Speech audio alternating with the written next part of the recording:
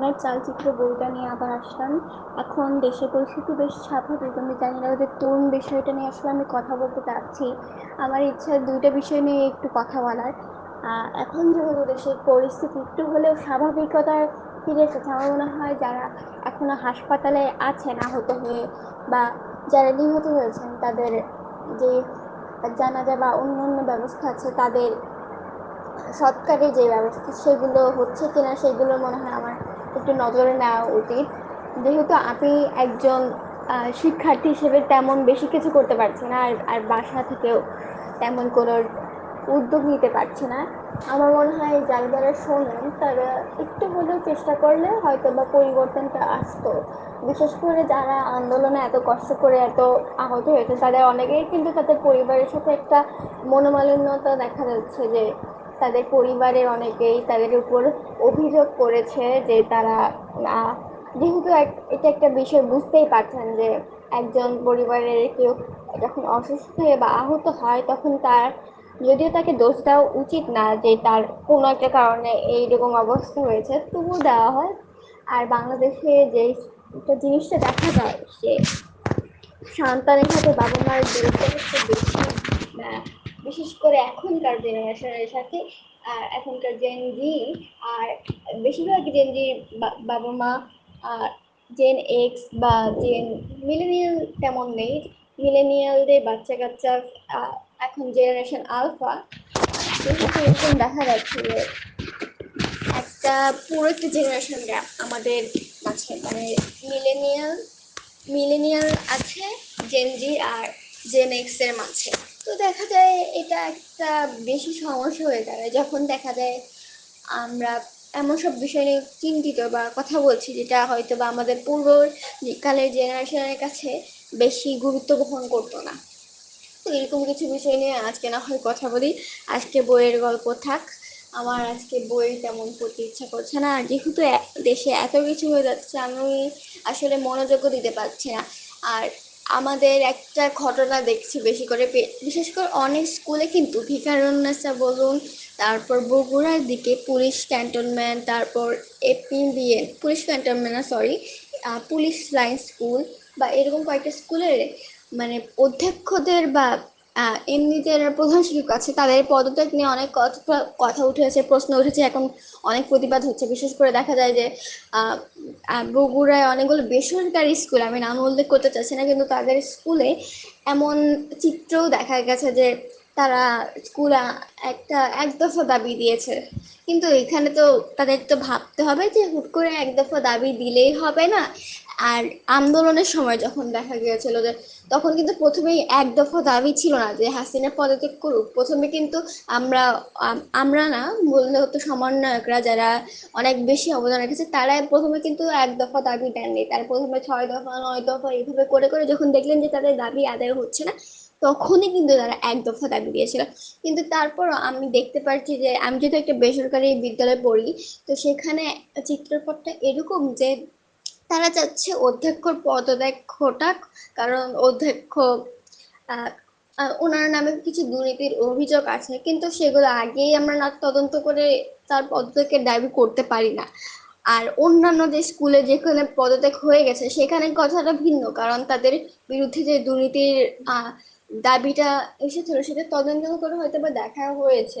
আবার অনেক ক্ষেত্রে দেখা গেছে যে তাদের মেয়াদকালও ছিল না, সেই কারণে তারা সসম্মানে পদত্যাগ করেছে, যেমন এপিবিএন ঘটেছে। এরকম অনেক স্কুলে দেখা যাচ্ছে যে একটা অস্থিতিশীল অবস্থা। আমি নিজেও স্কুলে যাচ্ছি না এই কয়েকদিন ধরে, আর আমার মনে হয় না কারোরই যে অনেকে লাভ হবে, কারণ আমি যেটা পরিস্থিতি দেখলাম স্কুলের মাঠে মারামারি হচ্ছে এবং শিক্ষকরা তারা চেষ্টা করছে যাতে সেনাবাহিনীর সদস্যরা তাদেরকে ডেকে আনা হচ্ছে, তারা যেন স্টুডেন্টের উপর হামলা না করে। স্টুডেন্টদের মধ্যে দুই দলের আসলে মূলত ঝামেলা হয়েছে, যে একদল পদত্যাগ চায় আর একদল পদত্যাগ চায় না। দুই দলেরও যথেষ্ট যুক্তি থাকতে পারে, কিন্তু তারা সেটা আলাপ না করে মানে একটা গায়ে হাত তোলার একটা প্রবণতা দেখা যাচ্ছে। এটা একটা বিষয় যেটা ধরেন আপনি একটু আলোচনা করে নিয়ে তারপর যদি এই কথাটা হতো, একটা যদি ডিবেট বা বিতর্কের আলোচনা হতো, আয়োজন হতো, সেখানে হয়তো বা যদি আমরা এগুলো তুলে ধরতে পারতাম, তারপর যে যদি আমরা পদত্যাগের দাবি বা আলোচনা যেটাই হোক সেটা করতাম, তখন এটা ভালো হতো। তারপর দেখা গেল যে একটা ঘটনা ঘটলো, যারা পদত্যাগ চাচ্ছেন যে তো তাদেরকে ভালো মতো আর বোঝানো লাগতো যে কেন পদত্যাগের সমাধান না, কারণ যেহেতু আমাদের প্রিন্সিপাল স্বৈরাচার অতটা বলা যায় না, তো তাদেরকে যখন বোঝানোর দিকটা হলো, তো তখন দেখা গেল যে যারা পদত্যাগ চাচ্ছে তারা জুনিয়র, তো তাদেরকে একটু স্নেহের সাথে না বোঝানো হলো যে তোমরা ছোট মানুষ বা তোমরা জুনিয়র, তোমরা সিনিয়রদেরকে সম্মান করতে জানো না, বা এরকম কিছু অভিযোগ তুলে ধরা হয়। এই কারণে কিন্তু আমার মনে হয় জুনিয়র আরও রাগে ফুঁসছিল, তখন তাদের মাথায় একটা আলটিমেটাম সেট হয়ে যায় যে তাদেরকে এই পদত্যাগের দাবিটা মানাতেই হবে, কারণ না হলে তাদের হয়তো বা সিনিয়রদের দ্বারা বকুনি খাইতে হবে। তো দেখা গেছে যে এখানে সিনিয়র যারা অ্যালামনাই অ্যাসোসিয়েশনের সাথে জড়িত, এখনও স্কুলে পড়ে না কিন্তু প্রাক্তন আগে ছিলেন, এরকম অনেকেই কিন্তু জড়িত হয়ে গেছেন। তো তার মধ্যে একটা জুনিয়র সিনিয়র একটা দ্বন্দ্ব দেখা যাচ্ছে। তবে এখন যে পরিস্থিতি, আমার মনে হয় না আমাকে স্কুলে যেতে দেওয়া হবে, কারণ স্কুলে যে ঘটনাটা দেখা হয়েছে, যে সেটা আমার আমার অভিভাবকদেরও নজরে এসেছে, স্কুলের মাঠে যে মারামারি হচ্ছে, এমনকি দেখে মনে হচ্ছিল প্রথমে যে টিফিন টাইম হচ্ছে, টিফিন টাইমে কিন্তু সেখানে দুইজন হঠাৎ করে মারামারি লেগে যায়, তারপরে হুট করে সেনাবাহিনী ঢোকেন, তারপর সেনাবাহিনী কিছুক্ষণ ধাওয়া করেন কিছু স্টুডেন্টদেরকে, কিন্তু তারা সবাইকে ধাওয়া করতে পারে না, যেহেতু সেনাবাহিনীর সংখ্যা অনেক কম। আর এইসব বিষয় নিয়ে তাদেরকে বিরক্তি করাটাও একটা অস্বস্তির মুখে ফেলে দেয় তাদেরকে। তো তারপর দেখা গেল যে কিছু শিক্ষিকা তাদেরকে আশ্বস্ত করলেন যে এগুলো আমাদের স্টুডেন্ট বা এটা সন্ত্রাসী নয়, কিন্তু দেখা গেছে যে অনেকেই কিন্তু অন্যান্য স্কুল থেকে অনেককে ঢুকিয়েছেন, এবং তারা সবাই মিলে একটা সন্ত্রাসী কার্যক্রমের মতো কিছু একটা করতে চাচ্ছেন। হয়তো বা পদত্যাগের উদ্দেশ্যে কিনা জানি না, বা পদত্যাগ যদি না হোক এমন উদ্দেশ্যে কিনা জানি না, কিন্তু একটা অস্থিতিশীল পরিস্থিতি বিরাজ করছে। আমার মনে হয় বেশিরভাগ অনেক স্কুলে কিন্তু এরকম হচ্ছে যে যেখানে দেখা যাচ্ছে যে অনেক দিন ধরে একজন অধ্যক্ষ বা প্রধান শিক্ষক আছে, তাদের পদত্যাগের দাবিতে কেন জানি সবাই হুঁশিয়ার হয়ে এসেছে। হ্যাঁ, এটা সত্যি। যদি আমার মনে হয় যে কার মেয়াদকাল যদি উত্তীর্ণ হয় বা তার নামে যদি কোনো দুর্নীতির অভিযোগ আসে বা এরকম কোনো শক্ত প্রমাণ সহ অভিযোগ ওঠে, তা অবশ্যই তার পদত্যাগ জরুরি। আর এটা যদি আরো ভালো হতো যদি তারা নিজস্ব নৈতিকতার কথা ভেবে নিজে থেকে পদত্যাগ করতেন, কিন্তু যদি তারা না করতে চান এবং প্রমাণ চান যে তাদের দুর্নীতি, তাহলে আমার মনে হয় অবশ্যই সেই প্রমাণটা এনে তারপরেই তার পদত্যাগের দাবি করা উচিত।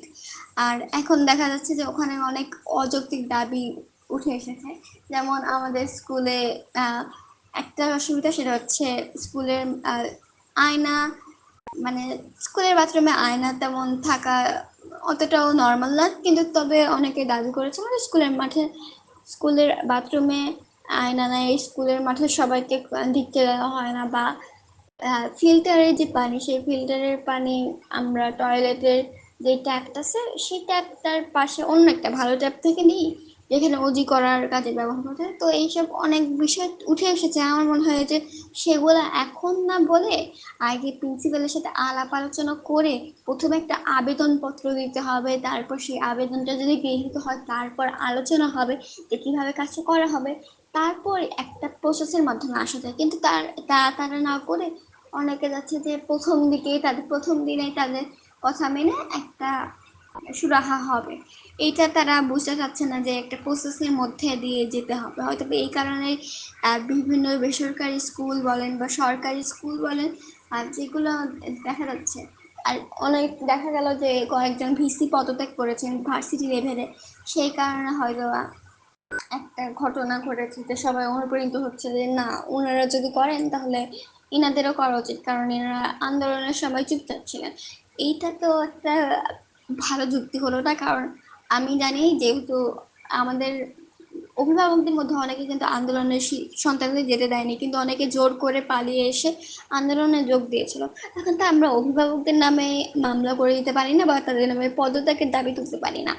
সেই কথা চিন্তা করে আমার মনে হয় আগে একটা আলোচনায় বসা উচিত ছিল তাদের, আলোচনায় না বসে তারা প্রথমেই চেয়েছে যে একটা কিছু করবে, কারণ তারা দেখে এসেছে যে বৈষম্য বিরোধী আন্দোলন যখন হয়েছে তখন সবাই আন্দোলনে নেমেছে, কিন্তু তারা জানে না যে বৈষম্য বিরোধী আন্দোলন আসলে 2রা জুন থেকে শুরু হয়েছে, কিন্তু তারা যখন তো আগস্টে পিক করেছে এটা, তখনকার কথা চিন্তা ভাবনা করে তারা ভাবলো যে একটা যদি আমরা প্রত্যেকের দাবি দিলে তখন লাভ হবে, কিন্তু এটা এতটা সহজ বিষয় না বলে মনে করি আমি।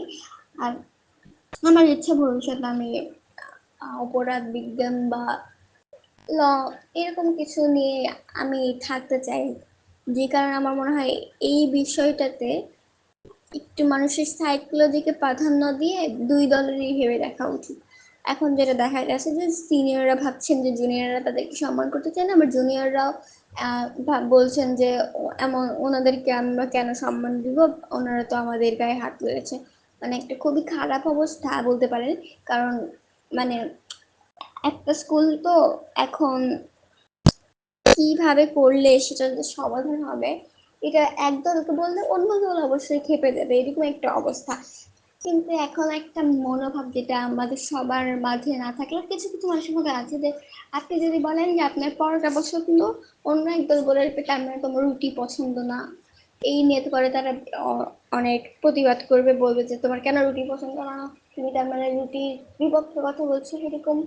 কিন্তু ওরা ভুলে যাচ্ছে যে একজনের মানুষের পরোটা যতটা পছন্দ হতে পারে রুটিও পছন্দ হতে পারে, কিন্তু তার মানে এই না যে তারা রুটি বর্জন কর্মসূচি করছেন বা এরকম কিছু।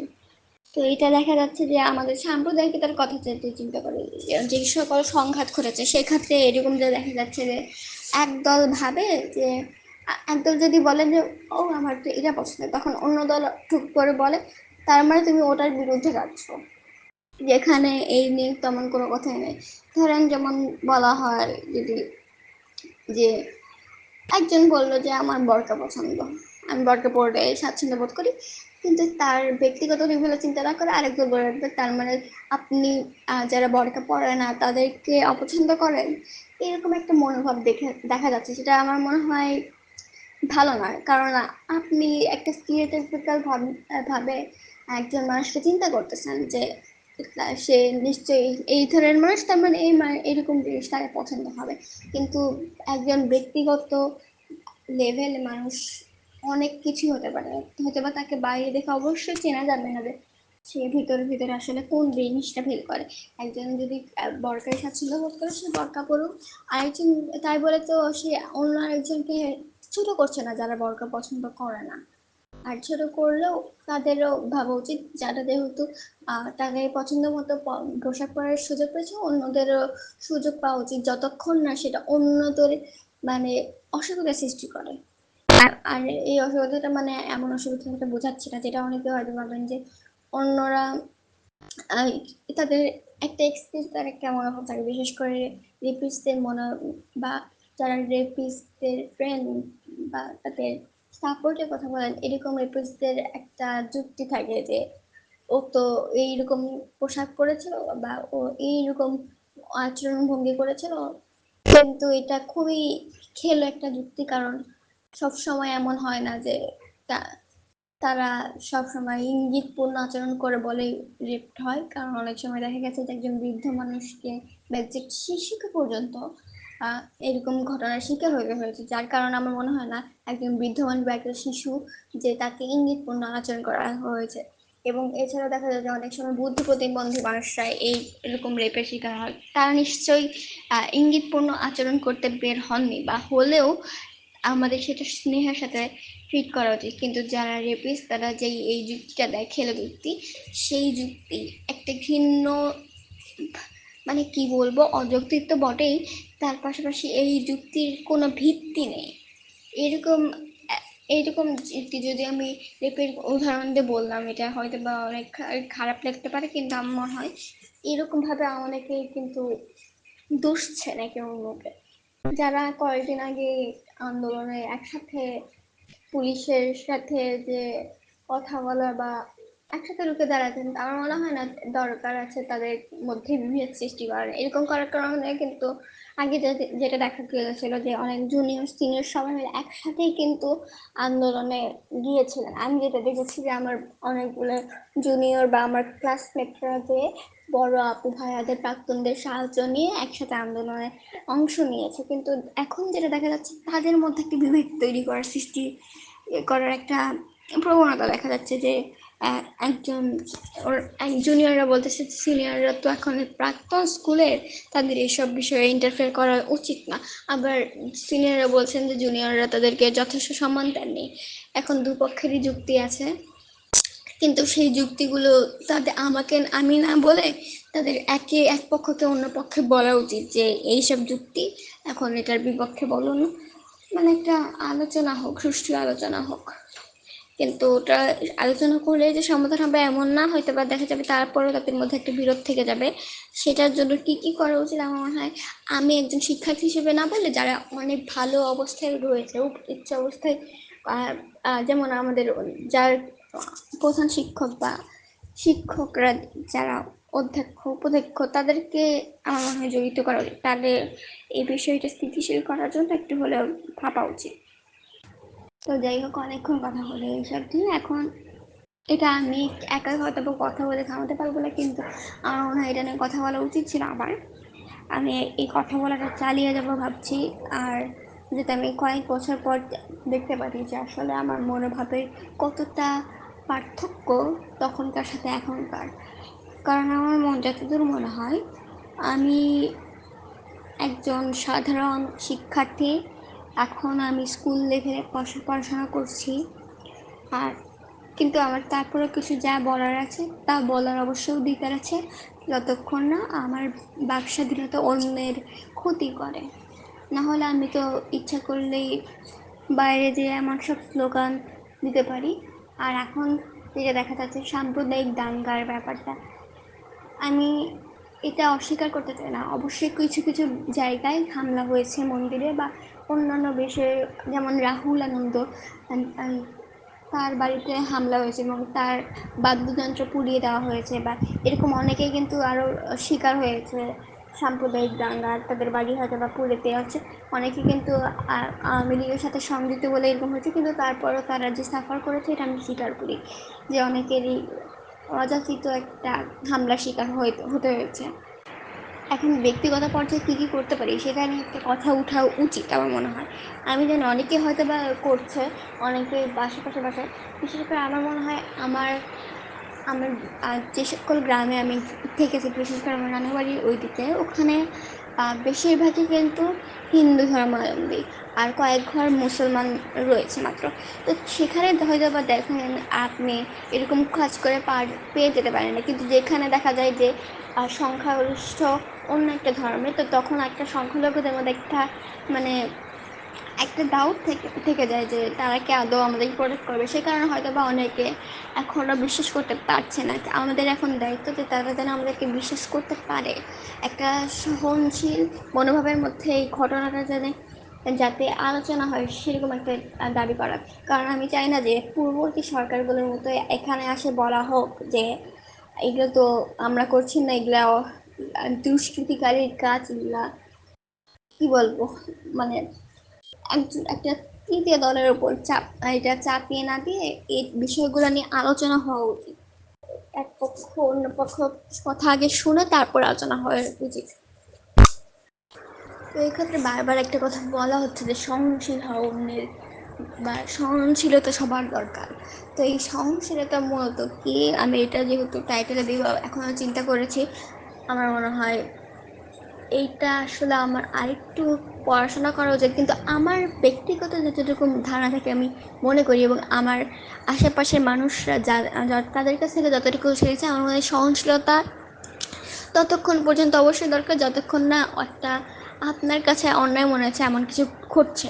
আর যদি আপনার কাছে অন্যায় মনে হচ্ছে, অন্যদের কাছে অন্যায় মনে হচ্ছে না, তারপরে যদি আপনি এই বিষয় নিয়ে আলোকপাত করতে চান, অবশ্যই আপনাকে ইন্টারন্যাশনাল স্ট্যান্ডার্ডের দিকে দেখতে হবে, বা জাতীয়ভাবে এই বিষয়টাকে কতটুকু গুরুত্ব দেওয়া হচ্ছে সেরকম একটা নিতে হবে। না হলে তো আমরা সবাই সহনশীলতার গণ্ডিকে অনেক বড় করে দেখতে পারতাম। হয়তো বা আমরা বলতাম যে না, আমরা বৃষ্টি সহ্য করতে পারি না তাই বৃষ্টি হতে পারবে না, এরকম মনোভাব নিয়ে টিকে থাকা যাবে না।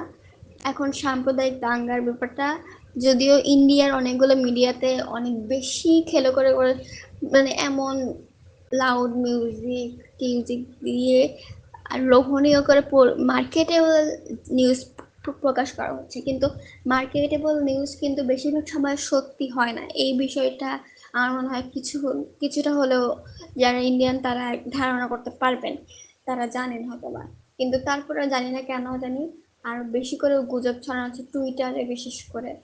আহ এটা এখন থাকবেই। এখন এটা কোনো নির্দিষ্ট গোষ্ঠীকে আমি দোষ দিতে চাচ্ছি না, বা নির্দিষ্ট জাতীয়তাকে আমি দোষ দিতে চাচ্ছি না যে খালি ইন্ডিয়ানরাই করে, হয়তো বা তাদের ছোট একটা অংশ করে, বাকি বড় বেশিরভাগ অংশ দেখা যাচ্ছে যে তারা এসব নিয়ে তেমন ভাবছেন না, বা এরকম দাঙ্গা সৃষ্টিতে তাদের কোনো ভূমিকাই নেই। তাই আমিও চাই না যে আমাদের কেউ ভাবুক যে এটার পিছনে অবশ্যই ইন্ডিয়ানদের হাত আছে বা এরকম কিছু, কারণ তাদের বেশিরভাগই কিন্তু এরকম করছেন না। কিছু কিছু মানুষের জন্য একটা পুরো জাতীয়তাকে আমরা দোষ দিতে পারি না। তো যাই হোক, এটার কথা আসলে যখন একটা জিনিসই দেখলাম যে সোশ্যাল মিডিয়া অনেক ঝড় উঠছে, সেটা হচ্ছে অনেক জায়গায় দেখা যায় যে আমরা সবাই বাঙালি।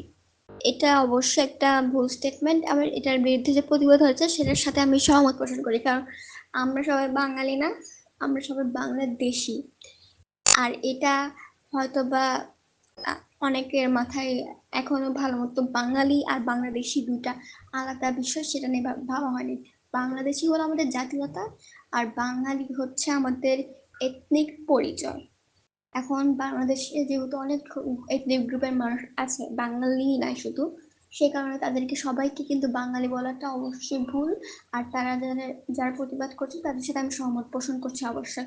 কারণ আপনি ভেবে দেখেন, আপনি যদি আপনি ধরেন যে একজন অন্য একটা দেশে আছেন, ধরেন যে ভারত ধরে নিলাম তর্কের খাতিরে, সেখানে সবাই আপনাকে বললো যে আপনি এখন থেকে আম, বাঙালি হিসেবে পরিচিত হতে পারবেন না, বা আপনি মারমা বা চাকমা হিসেবে পরিচিত হতে পারবেন না আপনার, কারণ আপনি এখন থেকে সবসময় ভারতীয় বলে পরিচিত হবে। এটা তো হবে না, কারণ ভারতীয় তাদের জাতীয়বাদী পরিচয় হবে, আর তাদের নিজস্ব যে এথনিক পরিচয় সেটা কিন্তু অবশ্যই বাঙালি বা যেটা গোষ্ঠী সেটার মতো। আর এখন যেহেতু পার্বত্য চট্টগ্রামের মানুষরা এখন নিজেদেরকে সংখ্যালঘু বিষয়ে মনে করে, কিন্তু আমি যখন গিয়েছিলাম পার্বত্য চট্টগ্রামে, আমি সবার সাথে না দেখা করতে পারলাম যারা শহরের দিকে ব্যবসা করে, তাদের সাথে আমার মনে হয়েছে যে তারা অনেক ভালো মানুষ। আমার মনে হয় তারা কেউই চান না যে একটা দাঙ্গা সৃষ্টি হোক বা তাদের কোনো ক্ষতি হোক, কিন্তু আমি যতদূর দেখেছি আমার মনে হয় তারা আমাদেরকে আতিথেয়তার দিক থেকে অনেক ভালো দেখেছেন।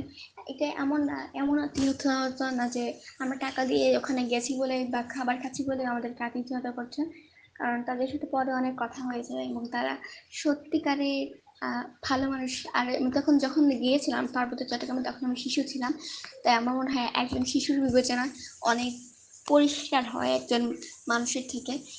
সেই হিসেবে আমি বলতে পারি যে তারা অতটাও খারাপ না যতটুকু আমরা ভেবে নিয়েছি যে তারা তাদের পাহাড়ের জন্য যুদ্ধ করছে কেন বা এরকম কিছু। এখন আপনি চিন্তা করেন, আপনি যদি পাহাড়ে একটা সংখ্যা গরিষ্ঠ না হন, তাহলে আপনি অবশ্যই যুদ্ধ করতেন, কারণ দেখা যাচ্ছে যে তাদের বাপ দাদার জমি, যেই জমিতে তারা চাষ করত, বাড়ি বানাতে পারতো, সেখানে হোটেল স্থাপন করা হচ্ছে। হ্যাঁ, আমরা ওখানে যাব, তাহলে পর্যটন ক্ষেত্রে তাদেরও সুবিধা হচ্ছে, কিন্তু তাই বলে এটা নয় তার মানে আমরা যে জন্মগত অধিকার পেয়ে গেছি তাদের সম্পত্তির উপর হাত দেওয়ার। আর এটা আমার মনে হয় এই বিষয়ে নিয়ে আমাদের আরো জানা উচিত, সচেতন হওয়া উচিত যে পাহাড়ে অনেক জনগোষ্ঠীর অধিকার ক্ষুণ্ণ হচ্ছে, কারণ আমরা সেখানে ঘুরতে যাচ্ছি বা পর্যটন ক্ষেত্রে সেখানে অনেক হোটেল নির্মাণ হচ্ছে বা এমন সব কিছু হচ্ছে যেটার কারণে হয়তো পাহাড়ি জনগোষ্ঠী তাদের ঝুঁকে পড়েছে। এখন আপনি চিন্তা করেন, ধরেন এখানে পাহাড়ি জনগোষ্ঠী, আপনি একটা বাংলাদেশের যেহেতু সংখ্যাগরিষ্ঠ সমতুল্য বাঙালি, তো আপনার বাসায় এখন দেখবেন যে চিন্তা করেন যে বাঙালিরা আসতেছে এদিকে, তারপর আপনার বাচ্চাদের সম্পত্তি দখল করে সেখানে যদি হোটেল স্থাপন করতে চায় তাদের জন্য, যাতে পাহাড়িরা যখন সমতলে ঘুরতে আসবেন তখন তারা থাকতে পারে, তখন আপনি নিশ্চয়ই চাইবেন না, তখন আপনিও যুদ্ধ করতেন। তো এই বিষয়গুলো একটু চিন্তা ভাবনা করে তারপর আমার সহনশীল হওয়া উচিত, যে আপনার একটা জিনিস পছন্দ না বলে যে অন্যরা সেটা করবে না এরকমটা না। সেই কারণে হয়তো বা আপনি যেটা ভালো কাজ মনে করছেন অন্য একজন সেটা খারাপ কাজ মনে করছেন, কিন্তু আপনার সহনশীল হতে হবে। কারণ আপনি যদি এখন তার সাথে একটা বিতর্কের সৃষ্টি করেন যে না তোমার যেটা বলছো সেটা খারাপ, এই কারণে খারাপ, তখন তার মনে হবে যে আপনি তার বিরুদ্ধে যাচ্ছেন, তার ভালো চান না এই কারণে বিরুদ্ধে যাচ্ছেন। সে কারণে মনে হয় সবার একটু সহনশীল হয়ে আগে শোনা উচিত। কারণ আপনি যদি আগে না শোনেন তারা ভাববে যে আপনি না বুঝে না জেনে শুনে তাদের বিরুদ্ধে কথা বলছেন বা এরকম কিছু। তাই আমার মনে হয় একটু হলেও কষ্ট করে শোনা উচিত তারপর। তো সহনশীলতা অবশ্যই দরকার। আমার মনে হয় আমাদের জেনারেশন একটু বেশি সহনশীল আগের, না আমার মনে হয় আগের জেনারেশনগুলো একটু বেশি সহনশীল ছিল। কারণ তা না হলে তারা এত বছর নিজেদের মতো করে কাটিয়ে দিয়ে তারা অবশ্যই রাজনীতি নিয়ে ভাবতো, কিন্তু বেশি পর্যায়ে বাস্তবায়ন পর্যায়ে ভাবতো না হয়তো বা, সেই কারণে আমরা দেখেছি তারা যদি এমন সহিষ্ণু বা সহনশীল না হতো তাহলে হয়তো বা দেখা করতো অনেক আগে এই সরকারের বিরুদ্ধে কথা বলতে হলো। কারণ যেহেতু তাদের যে পূর্ববর্তী যে প্রধানমন্ত্রী তিনি কিন্তু তার মেয়াদকাল উত্তীর্ণ হওয়ার পরেও একজন প্রধানমন্ত্রী ছিলেন। তো আমার মনে হয় জনগণ বেশি সহনশীল ছিল তার প্রতি, যার কারণে হয়তো বা এটা নিয়ে বেশি কথা ওঠেনি। তবে আমি জানি কিছু কিছু মানুষ অবশ্যই ছিলেন যারা এটা নিয়ে কথা বলে গেছেন এবং সবসময় বলবেন আমার গায়িকা সায়ান, রাহুল আনন্দ এরকম কিছু গায়ক গায়িকা বা এখন যে কোনো র্যাপাররা দেখা যাচ্ছে হান্নান এরকম অনেকেই ধন্যবাদ দিতে ইচ্ছা হয়, যদিও আমি জানি যে তারা ধন্যবাদের আশায় এই কাজগুলো করেননি বা করছেন না, কিন্তু তারপরেও আমার মনে হয় তাদের এই সহনশীলতার জন্য আমাদের সবার কৃতজ্ঞ থাকা উচিত তাদের প্রতি এবং আমাদের উচিত তাদের সাথে সহনশীল হওয়া। এখন আপনি বিরোধী দলকে যদি বোঝাইতে চান যে আপনার মতামতের যথেষ্ট যুক্তি আছেন এবং আপনি সবকিছু চিন্তা করে আপনার মতামত দিচ্ছেন, আপনার অবশ্যই সহনশীল হওয়া উচিত। না হলে টকশোর মতো অবস্থা হবে, আপনি এক কথা বলতেই থাকবেন, অন্যজন আপনাকে বোঝাতে পারবেন না যে কেন সে অন্য একটা কথা বলেছে। আমার মনে হয় বেশিরভাগ মানুষই যুক্তি দিয়ে কথা বলে এবং আমাদের দায়িত্ব যে সেই যুক্তিটা শুনে তারপর আমাদের সৎ মতামত জানায়। তার আগেই তাকে বিরোধী দল বা দালাল যে তকমাটা দেওয়া হচ্ছে এখন সেটা দেওয়া উচিত না বলে আমি মনে করি। কারণ এখন এই দালাল তকমা দিলে আমরা এটাও বলতে পারি যে শেখ হাসিনা তো যার সাথে তার মতের অমিল হতো তাদেরকে একটা অন্য একটা ট্যাগ দিয়ে যেত। তো এই লেবেলিং থিওরি, একটা লেবেলিং থিওরি নামে একজন সুনামধন্য সাইকোলজিস্টের থিওরি আছে যে একজন মানুষের যেটা লেবেল করবেন আপনি তারা ধীরে ধীরে সেই বিষয়টার মতোই ভাবতে শুরু করবেন। ধরেন আপনি একজনকে লেবেল করেন সে চোর, তো সে দেখা যাবে যে তার চুরির হারটা আরো বাড়ছে। তাই এই লেবেলিং থিওরির কথা মাথায় ভেবে আমাদের সবার সহনশীল হওয়া উচিত বলে আমি মনে করি। তো আজকে অনেক কথা হলো, ধন্যবাদ সবাইকে শোনার জন্য। আসি।